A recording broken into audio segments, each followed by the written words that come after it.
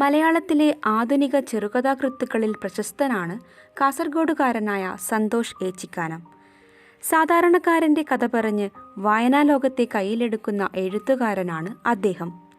ചെറുകഥാ സമാഹാരത്തിനുള്ള 2008 കേരള സാഹിത്യ അക്കാദമി അവാർഡടക്കം നിരവധി പുരസ്കാരങ്ങൾ നേടിയിട്ടുള്ള സന്തോഷ് ഏച്ചിക്കാനം ചെറുകഥാരചനയ്ക്ക് പുറമെ സിനിമ സീരിയൽ രംഗത്തും പ്രവർത്തിക്കുന്നു. 2016 ഓഗസ്റ്റിൽ മാതൃഭൂമി ആഴ്ചപ്പതിപ്പിൽ പ്രസിദ്ധീകരിച്ച സന്തോഷ് ഏച്ചിക്കാനത്തിൻ്റെ ചെറുകഥയാണ് ബിരിയാണി. വായനക്കാരൻ്റെ മനസ്സിൽ നോവുണർത്തുന്ന ഈ ചെറുകഥ സമൂഹത്തെ ഒന്ന് ഇരുത്തി ചിന്തിപ്പിക്കുന്നു. നമുക്ക് ബിരിയാണി കേൾക്കാം. ബിരിയാണി.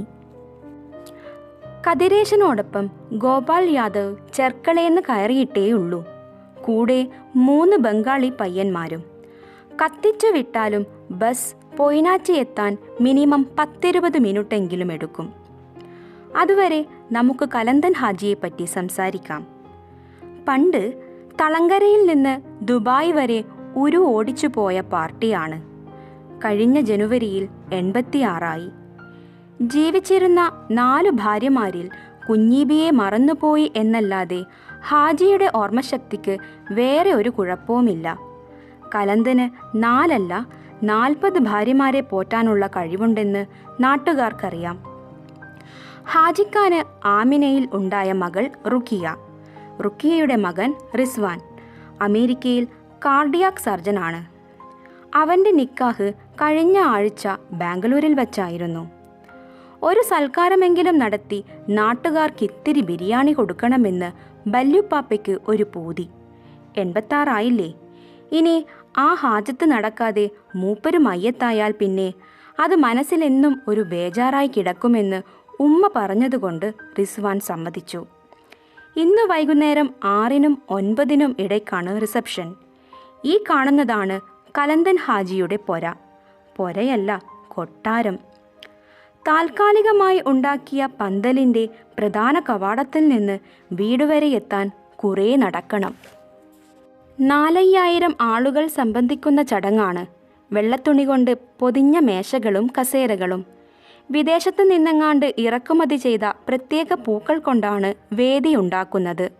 സൽക്കാരം കഴിഞ്ഞാലും ആ വേദിയെപ്പറ്റി നാട്ടുകാർ കുറേ കാലത്തേക്ക് പറഞ്ഞു നടക്കും എന്നൊക്കെ നാമൂസ് വിട്ടുകൊണ്ട് ഹാജിയുടെ വിശ്വസ്തനും സ്ഥലക്കച്ചവടത്തിലെ മുഖ്യ പങ്കാളിയുമായ അസൈനാർച്ച അങ്ങോട്ടും ഇങ്ങോട്ടും നടക്കുന്നുണ്ട്. ഇടയ്ക്ക് എന്തോ ഓർമ്മ വന്നതുപോലെ അയാൾ മൊബൈലെടുത്ത് രാമചന്ദ്രൻ്റെ നമ്പർ ഡയൽ ചെയ്തു. പൊയിനാച്ചിയിലെ ഒരു കച്ചവടക്കാരനാണ് രാമചന്ദ്രൻ പെരുമ്പള. സ്റ്റേഷനറി, പത്രം, ആഴ്ചപ്പതിപ്പുകൾ, സർബത്ത്, സിഗരറ്റ്, മുറുക്കാൻ എന്നുവേണ്ട സകല സാധനങ്ങളും കിട്ടുന്ന ഒരു കട. നാഷണൽ ഹൈവേയിലെ സാമാന്യം തിരക്കേറിയ ആ ജംഗ്ഷനിൽ എത്തുന്ന ഏതാണ്ടെല്ലാവർക്കും രാമചന്ദ്രനെ അറിയാം.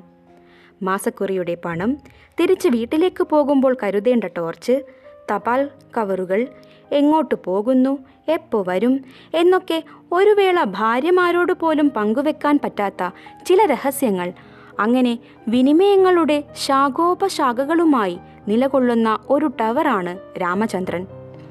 അയാൾ അസൈനാർച്ചിയുടെ ഫോൺ അറ്റൻഡ് ചെയ്തതും കൃത്യസമയത്ത് ശുക്രിയ ബസ് പൊയിനാച്ചി ജംഗ്ഷനിൽ വന്നു നിന്നു. അതിൽ നിന്ന് ആദ്യം കതിരേശനും പിന്നെ ബംഗാളികളും ഏറ്റവും ഒടുവിൽ ഗോപാൽ യാദവും ഇറങ്ങി. ബംഗാളികൾ 3 പേരും റോഡ് മുറിച്ചു കടന്നുവന്ന് നമസ്കാർ പറഞ്ഞതും തൂഫാൻ ചേർത്ത് നന്നായി തിരുമ്മിയ മാവയുടെ 3 കിഴികളെടുത്ത് രാമചന്ദ്രൻ അവർക്കു നീട്ടി. അതിൽ നിന്ന് പതിവ് പോലെ ഓരോ നുള്ളു വാരി അവർ വായിൽ വെച്ചു. വിരലിൻ്റെ അറ്റം ജീൻസിൽ തുടച്ചു. അപ്പോഴേക്കും പിക്കപ്പ് വാനിൽ വന്ന ഒരു തടിയൻ അവരെയും വിളിച്ച് പെരിയ ഭാഗത്തേക്ക് പോയി. ഒരൽപ്പം കഴിഞ്ഞപ്പോൾ പ്ലംബിങ്ങിൻ്റെ പണിയുണ്ടെന്നും പറഞ്ഞ് രാത്രി ഫോണിൽ വിളിച്ച തോമാച്ചൻ്റെ ജീപ്പ് വന്ന് കതിരേശന് മുന്നിൽ ഹോണടിച്ചു. അയാളും പോയതോടെ ഗോപാൽ യാദവ് തീർത്തും ഒറ്റപ്പെട്ടു. അയാളുടെ മുതുകത്ത് വീണുകിടന്ന ഇളംവെയിൽ വലുതായിക്കൊണ്ടിരുന്നു. കഴിഞ്ഞ 2 കൊല്ലമായി ഒളിയത്തെടുക്കയിലായിരുന്നു അയാൾ, കതിരേശൻ്റെ അളിയൻ അണ്ണാമലയോടൊപ്പം. അവിടെ വർക്കൊക്കെ കുറഞ്ഞു തുടങ്ങിയപ്പോൾ പുറംപണി ഒഴിച്ച് വേറൊന്നും വശമില്ലാത്ത ഗോപാൽ യാദവിന് പിടിച്ചു നിൽക്കാൻ പറ്റാതായി. അങ്ങനെ ചൊറിയും കുത്തി ഇരിക്കുമ്പോഴാണ് അണ്ണാമല കതിരേശൻ്റെ കാര്യം പറയുന്നത്. നേരെ ചെർക്കളയിലേക്ക് പോന്നു. കാഞ്ഞങ്ങാട് ഭാഗത്തേക്ക് വരുമ്പോൾ വിദ്യാനഗർ കഴിഞ്ഞാൽ കിട്ടുന്ന തരക്കേടില്ലാത്ത ടൗൺ. അതുകൊണ്ടുതന്നെ ഒളിയത്തടുക്കിയിലേതുപോലെ പണിയില്ലാന്നും പറഞ്ഞ് ഈച്ചയടിക്കേണ്ടി വരില്ലെന്ന് കതിരേശനും ഉറപ്പു തന്നു. ഇപ്പോൾ കതിരേശൻ്റെ ഒറ്റമുറി വീടിൻ്റെ പിന്നാമ്പുറത്തെ ചായ്പിൽ ഇട്ടിരിക്കുന്ന ബെഞ്ചിലാണ് കിടപ്പ്. മഴക്കാലത്തിന് മുൻപ് അവിടെ നിന്ന് എങ്ങോട്ടെങ്കിലും മാറണം. റൂമിനൊക്കെ 5000 പകിടി ചോദിക്കുന്നത്. ആരെങ്കിലുമൊക്കെ വരുന്നതുവരെ ഒരു മീട്ടാപ്പാൻ വാങ്ങി ചവയ്ക്കാമെന്ന് വിചാരിച്ച് കടയിലേക്ക് കയറിയപ്പോൾ രാമചന്ദ്രൻ ചോദിച്ചു, ഇതർ നയാ ഹേത്തും? ഹാ ബായ്. വെറ്റിലയുടെ ഞരമ്പെടുത്ത് കളയുന്നതിനിടയിൽ രാമചന്ദ്രൻ ചോദിച്ചു, കിതർക്കാ ഹേത്തും? ബീഹാർ. ഓ, അപ്നാ ലാലുജിക്ക ദേശേനാ? ഗോപാൽ യാദവ് ചിരിച്ചു. അപ്പോൾ അയാളുടെ കീഴ്ത്താടിയിലെ പല്ലുകളിൽ പ്രധാനപ്പെട്ട 3 കൊഴിഞ്ഞു പോയിരിക്കുന്നത് രാമചന്ദ്രൻ കണ്ടു. തും കിത്തന സാൽ ഹോ ഗയാ ഇധർ? 7. ഗോപാൽ മീട്ടാപ്പാൻ വായിലിട്ടു. അഭി തും മലയാളം സീക്കാ? അയാൾ വെറ്റിലയുടെ നീര് വലിച്ചൂറ്റിക്കൊണ്ട് പഠിച്ചു എന്ന് തലയാട്ടി. ഒരു പണി തരാം, ചെയ്യോ? ചെയ്യാം എന്ന് അയാൾ വീണ്ടും തലയാട്ടി. ചുണ്ണാമ്പ് പറ്റിയ വിരൽ തുണിയിൽ തുടച്ച് രാമചന്ദ്രൻ മൊബൈൽ എടുത്തു. അസൈൻ ആർച്ചയെ വിളിച്ച് കാര്യം പറഞ്ഞു. അർജന്റായിട്ട് കലന്തൻ ഹാജിയുടെ പുരയിലേക്ക് ഒരു പണിക്കാരനെ കിട്ടുമോ എന്നാണ് നേരത്തെ ശുക്രിയ ബസ് വന്നു നിന്നപ്പോൾ ഫോണിലൂടെ അസൈൻ ആർച്ച ചോദിച്ചത്. അരമണിക്കൂറിനുള്ളിൽ അസൈൻ ആർച്ചയുടെ ഫോർച്യൂണർ വന്നു വണ്ടിയിൽ നിന്നിറങ്ങി. സാധാരണ ചെയ്യാറുള്ളതുപോലെ ട്രൗസറിൻ്റെ കീശയിൽ കൈയിട്ട് തുടയ്ക്കും വൃഷ്ണസഞ്ചിക്കും ഇടയിൽ ചൊറിഞ്ഞുകൊണ്ട് അസൈൻ ആർച്ച രാമചന്ദ്രൻ്റെ കടയിലേക്ക് വന്നു. രാമചന്ദ്രൻ ഏർപ്പാടാക്കി വച്ചിരിക്കുന്നത് തൻ്റെ നേരെ ഭവ്യതയോടെ തൊഴുതു നിൽക്കുന്ന ഈ മധ്യവയസ്കനെയാണെന്ന് അസൈൻ ആർച്ചയ്ക്ക് ഒറ്റ നോട്ടത്തിൽ മനസ്സിലായി. 250 ഉറുപ്യ തരും, റെഡിയാണോ? ഗോപാൽ യാദവിൻ്റെ മുഖത്തുപോലും നോക്കാതെ അസൈൻ ആർച്ച പറഞ്ഞു. സാബ് 350 കൊടുക്കു സാബ്. എടോ, മലയാളിക്ക് 600, തമിഴന് 500, ബംഗാളിക്ക് 350, ബീഹാറിക്ക് 250. അതാണ് ഇവിടുത്തെ ഒരു റേറ്റ്. 4-5 മണിക്കൂറിൻ്റെ പണിയേ ഉള്ളൂ. മണിക്കൂറിന് 50 ജാസ്തി തരാൻ ഞമ്മളെ കൊണ്ടാവേല. പറ്റോ ഇല്ലയോ അത് പറ. അസൈൻ ആർച്ച ഒരു വിൽസ് എടുത്ത് കത്തിച്ചു. അല്ല, എന്താണ് അസൈൻ ആർച്ച? ഭയങ്കര പരിപാടിയാണെന്നാണല്ലോ കേൾക്കണത്. ബിരിയാണി ഉണ്ടാക്കാൻ ഹൈദരാബാദിൽ നിന്നും അബുദാബിയിൽ നിന്നൊക്കെ ആളെ കൊണ്ടുവന്നിട്ടുണ്ടെന്ന് കേട്ടു. രാമചന്ദ്രൻ ചോദിച്ചു. വെറും ബിരിയാണിയല്ല, കുയ്മന്തി വരെ ഉണ്ട് മോനെ. ഇത് ഇവിടുത്തെ ലോക്കൽ ഇച്ചാമാരെ മംഗലത്തിൽ നിന്ന് കിട്ടുന്ന ചല്ലുപുല്ല് ബിരിയാണിയല്ല, 1-ാം തരം ബസുമതി അരിയിൻ്റെ ബിരിയാണിയാ. പഞ്ചാബിൽ നിന്ന് ഒരു ലോഡ് അങ്ങനെ തന്നെ ഇറക്കി. ഒരു ലോഡോ? രാമചന്ദ്രന് വിശ്വസിക്കാൻ പറ്റിയില്ല. ഇന്നലെ മോന്തിക്ക് ലോറി വന്ന് പെരേൻ്റെ മുമ്പിൽ നിർത്തിയപ്പോൾ, എൻ്റെ രാമേന്ദ്ര, നീ പറഞ്ഞാൽ വിശ്വസിക്കൂല. മുല്ല പൂത്ത പോലെ ആ നാട് ഇടിയിൽ മണത്തു. ആ വാസന ഇപ്പോഴും എൻ്റെ മൂക്കിന്ന് പോയിട്ടില്ലടോ. അതാണ് ബസുമതി. 100 രൂപ കൂട്ടിച്ചോദിച്ചെങ്കിലും തിരിച്ചു പോകുമ്പോൾ അസൈൻ ആർച്ചയുടെ ഫോർച്യൂണറിൻ്റെ പിൻസീറ്റിൽ ഗോപാൽ യാദവും ഉണ്ടായിരുന്നു. പള്ളിക്കരയിലേക്കുള്ള റോഡിൽ കയറിയും അയാളോട് അസൈൻ ആർച്ച ചോദിച്ചു. ഗോപാല, നീ ബീഹാറിലേടാ? ലാൽമാത്തിയ, അയാൾ പറഞ്ഞു. ആടെന്തായിരുന്നു പണി? കൽക്കരിയുടെ. ഗോപാൽ യാദവ് ലാൽമാത്തിയിലെ രാജ്മഹൽ കോൾ മൈനിങ്ങിനെ പറ്റി പറഞ്ഞു തുടങ്ങി. ഖനനം നിർത്തി കമ്പനി വിട്ട സ്ഥലങ്ങളിൽ 2-ാം തരം കൽക്കരി കുറേയുണ്ടാവും. നിയമതടസ്സങ്ങൾ ഉണ്ടെങ്കിലും അതൊന്നും നോക്കാതെ നാട്ടുകാർ അത് വാരാൻ തുടങ്ങും. അധികവും പെണ്ണുങ്ങളാണ്. അവിടെ വച്ചാണ് ഗോപാൽ മാതങ്കിയെ കാണുന്നത്. ലാൽമാത്തിയയിൽ നിന്നും 250 കിലോ കൽക്കരി സൈക്കിളിൽ വെച്ച് ഗൊദ്ദ വരെ 40 കിലോമീറ്റർ തള്ളിക്കൊണ്ടു പോകണം. ചിലപ്പോൾ ആ പോക്ക് വീണ്ടും 20 കിലോമീറ്റർ വരെ നീളും, ബാങ്ക വരെ. ഡെയിലി 10 രൂപ വെച്ച് കിട്ടും. പടച്ചോനെ, 10 ഉറുപ്പിയോ? അസൈൻ ആർച്ച തലയിൽ കൈവച്ചു. 150 കിട്ടും, ഗോപാൽ യാദവ് പറഞ്ഞു. അതിന്ന് പോലീസുകാരുടെ രംഗധാരിയും ഗുണ്ടാപിരിവും, പിന്നെ സൈക്കിളിൻ്റെ ട്യൂബ് മാറ്റൽ, ബോൾ ബെയറിങ്ങിൻ്റെ പണി, അതൊക്കെ കഴിയുമ്പോഴേക്കും കയ്യിൽ ബാക്കി 10 കാണൂ സാബ്. എന്നിട്ടാണോ നീ എന്നോട് 100 ഉറുപ്യ കൂട്ടിച്ചോദിച്ചത്? അസൈനാർച്ച തലതിരിച്ച് ഗോപാൽ യാദവിനെ ദേഷ്യത്തോടെ നോക്കി. നീ നാട് വിട്ടിട്ട് എത്ര കൊല്ലായി സുബറേ? 15 സാൽ. 15 കൊല്ലം. അന്ന് 10 ആണെങ്കിൽ ഇന്ന് 100 ആയിട്ടുണ്ടാവും. ഈടാ 250 പറഞ്ഞപ്പോൾ ജോനിത് പോരാന്ന്. എങ്ങനെയുണ്ട്? കാറോടിക്കുന്നതിനിടയിൽ അസൈനാർച്ച ആരോടെന്നില്ലാതെ പുലമ്പിക്കൊണ്ടിരുന്നു. തൻ്റെ കഷ്ടപ്പാടുകൾ ഇയാളോട് പറയേണ്ടിയിരുന്നില്ലെന്ന് ഗോപാൽ യാദവിന് തോന്നി. ഗൊദ്ദയിൽ നിന്നും പാതിരാത്രി സൈക്കിൾ ചവിട്ടി വീട്ടിലെത്തുമ്പോൾ തന്നെയും കാത്ത് വിശന്നു പൊരിഞ്ഞ് അവസാനം മണ്ണു വാരിത്തിന്ന് ഉറങ്ങുന്ന പയറുവള്ളിയേക്കാൾ മെലിഞ്ഞ കഴുത്തും ഉന്തിയ വയറുമുണ്ടായിരുന്ന ഒരു മകൾ അസൈനാറിനില്ലല്ലോ. നമ്മൾ ഒരാളോട് നമ്മുടെ വേവലാതികൾ പറയുമ്പോൾ കേൾക്കുന്ന ആൾ അതേ തോതിലല്ലെങ്കിലും അങ്ങനെ ചില വേദനകളിലൂടെ ചെറുതായിട്ടൊന്ന് കടന്നു പോയിരിക്കുകയെങ്കിലും വേണം. അല്ലാത്തവരോട് പറയരുത്. പറഞ്ഞാൽ നമ്മൾ സ്വയം ഒരു കുറ്റവാളിയോ കോമാളിയോ ആയിത്തീരും. ഇതൊക്കെ എന്നേ തിരിച്ചറിഞ്ഞ കാര്യങ്ങളാണ്. രംഗധാരി പിരിച്ചെടുക്കുമ്പോൾ എത്ര വട്ടം പോലീസുകാരുടെ കാൽക്കൽ വീണിട്ടുണ്ട്. അവർ ഒരിഴജന്തുവിനെ പോലെ കുടഞ്ഞു കളഞ്ഞതല്ലാതെ പിരിവിൽ ഒരിക്കലും ഒരിളവ് തന്നിട്ടില്ല. വണ്ടി അപ്പോഴേക്കും കലന്തൻ ഹാജിയുടെ പൊരയുടെ മുമ്പിലെത്തി. കാറ്റിൽ ബസ്മതി അരിയുടെ സുഗന്ധം. ലാൽമാത്തയയിൽ ഷുക്കൂർ മിയയുടെ കടയിൽ വച്ചാണ് ഗോപാൽ യാദവിന് മാതങ്കി ആദ്യമായി ഈ അരി കാണിച്ചു കൊടുക്കുന്നത്. അവൾക്കന്ന് 6-ാം മാസമായിരുന്നു. ചാക്കിൽ നിന്നും ഒരു പിടി വാരി മൂക്കിനു നേരെ കൊണ്ടുവന്നപ്പോൾ അതിൻ്റെ വാസനയേറ്റ് അവളുടെ കണ്ണുകൾ പതുക്കെ ഒന്നടഞ്ഞു. തങ്ങളെപ്പോലുള്ളവർക്ക് അത് വില കൊടുത്തു വാങ്ങി ഉണ്ണാൻ പറ്റില്ലെന്ന് അവൾക്കറിയാം. എങ്കിലും അയാൾ നിരാശപ്പെടുത്തിയില്ല. 50 ഗ്രാം തൂക്കിത്തരാൻ ഷുക്കൂർ മിയയോട് പറഞ്ഞു. തിരിച്ച് വീട്ടിലെത്തും വരെ അവൾ അത് വായിലിട്ട് ചവച്ചുകൊണ്ടിരുന്നു. അരിമാവ് പശുവിൻ പാൽ പോലെ അവളുടെ കടവായിലൂടെ ഒഴുകി വന്നപ്പോൾ അത് തുടയ്ക്കാൻ സമ്മതിക്കാതെ ഗോപാൽ ആ കണ്ണുകളിലേക്ക് നോക്കി നിന്നു. ഒരു പശുക്കുട്ടിയെ കാണുന്നത് പോലെ. ഗോപാൽ യാദവിൻ്റെ പിന്നിൽ കൈകൊണ്ട് ആരോ തട്ടി. നോക്കിയപ്പോൾ ഒരു പയ്യൻ. 10-20 വയസ്സുണ്ട്. അവൻ മുന്നിൽ നിന്നപ്പോൾ അത്തറിൻ്റെ കുപ്പി വീണു പൊട്ടിയതുപോലെ ഗോപാൽ യാദവിന് തോന്നി. അരെ ഭായ്, തും മേര സാത്ത് ആവോ. കയ്യിലെ പിക്കാസും കൈക്കോട്ടും ഗോപാലിനെ ഏൽപ്പിച്ച് അവിടെ കിടന്ന കാറിൻ്റെ ഗ്ലാസിൽ മുകളിലോട്ട് ഒരു പ്രത്യേക രീതിയിൽ ചീകി വച്ച തൻ്റെ കോലൻ മുടിയുടെ കിടപ്പ് നോക്കി അതിൽ സംതൃപ്തനായി സ്വയം ഒന്ന് ചിരിച്ചുകൊണ്ട് അവൻ കലന്തൻ ഹാജിയുടെ 3ാമത്തെ ഭാര്യ ഫാത്തിമയിൽ ഉണ്ടായ താഹയുടെ മകൻ സിനാൻ മുന്നോട്ടു നടന്നു.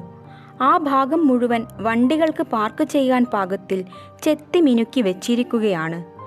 കുറേ ദൂരം നടന്നപ്പോൾ തെങ്ങിൻ തോപ്പിൽ പച്ചപ്പുല്ലുകൾ വളർന്ന ഒരിടം നോക്കി പയ്യൻ പറഞ്ഞു, ഈട മതി, ഈട കുയിച്ചോ ഭായി. തന്നെ വിളിച്ചു കൊണ്ടുവന്നത് വലിയൊരു കുഴിയെടുക്കാനാണെന്ന് അപ്പോഴാണ് ഗോപാൽ യാദവിനു മനസ്സിലായത്. ആഴം 1000 ആയം മതി. സിനാൻ അവൻ്റെ അസംഖ്യം കാമുകിമാരിൽ ഒരാളായ റിയ റാഫിക്ക് ഒരു വാട്സപ്പ് സന്ദേശം നൽകുന്നതിനിടയിൽ പറഞ്ഞു. വീതി 1000 വീതി മതി. ഗോപാൽ യാദവ് പിക്കാസിൻ്റെ മുന വെച്ച് മണ്ണിൽ വെറുതെ ഒന്ന് വരഞ്ഞു.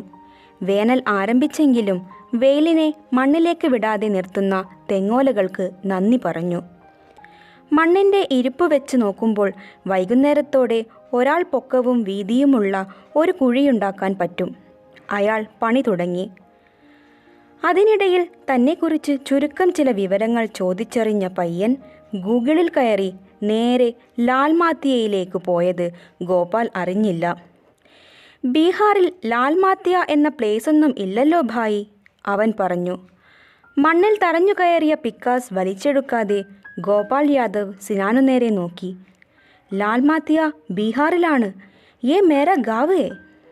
തും ജോക്ക് മത് ബോലോ. അത് ജാർഖണ്ഡിലാണ് ഭായി. ദാ നോക്ക്. മരിച്ചുപോയ ഒരാളുടെ മുഖത്തെ വെള്ളത്തുണി മാറ്റുന്നതുപോലെ മൊബൈൽ സ്ക്രീൻ നീക്കി സിനാൻ ബീഹാറിൽ നിന്ന് ജാർഖണ്ഡിൽ പോയി കിടക്കുന്ന ലാൽമാത്തിയെ ഗോപാലിന് കാണിച്ചു കൊടുത്തു. തന്നെപ്പോലെ തൻ്റെ നാടും ബീഹാർ വിട്ടിരിക്കുന്നു. അയാൾ കുറേ ശ്വാസം ഉള്ളിലേക്ക് വലിച്ചെടുത്തു. പിന്നെ പുറത്തേക്ക് മെല്ലെ വിട്ടു. സ്നേഹമുള്ളവർ മരിക്കുമ്പോഴൊക്കെ അയാൾ അങ്ങനെയാണ് ചെയ്തിട്ടുള്ളത്. ഗോപാൽ യാദവ് മണ്ണിൽ ഉറഞ്ഞുകിടക്കുന്ന പിക്കാസ് പൊക്കി.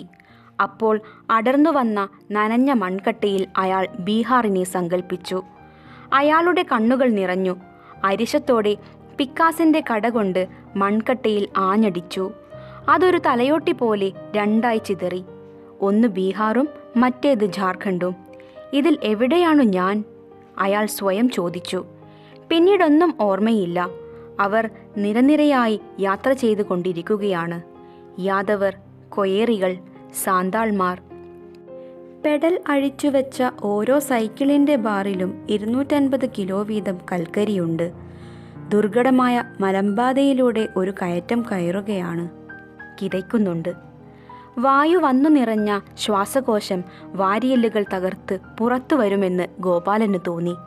പുഴുങ്ങിയ പച്ചക്കറി ചേർത്ത ഇത്തിരി ചോറല്ലാതെ രാവിലെ മുതൽ ഒന്നും കഴിച്ചിട്ടില്ല. തല കറങ്ങുന്നതുപോലെ. മുന്നിൽ നടന്ന മഞ്ചി ഒന്നു വിറച്ചു. എന്തുപറ്റി എന്ന് ചോദിക്കും മുൻപ് കെട്ടഴിഞ്ഞു വീണ കൽക്കരിക്കൊപ്പം അയാൾ ചെങ്കുത്തായ മലയിലൂടെ താഴേക്കു പോയി. ചുറ്റിലും ഇരുട്ടാണ്. സമയം എത്രയായി കാണും? കുഴിയുടെ ആഴവും വലുപ്പവും കണ്ടപ്പോൾ ഗോപാൽ യാദവിനു തന്നെ അതിശയം തോന്നി. പാർക്കിങ്ങിൽ നിന്ന് വണ്ടികൾ അകന്നു പോകുന്ന ശബ്ദം. വിരുന്നൊക്കെ ഏറെക്കുറെ അവസാനിച്ച മട്ടാണ്. ബഹളങ്ങളൊന്നും കേൾക്കാനില്ല. അയാൾ കുഴിയിലെ പച്ചമണ്ണിൽ മലർന്നു കിടന്നു.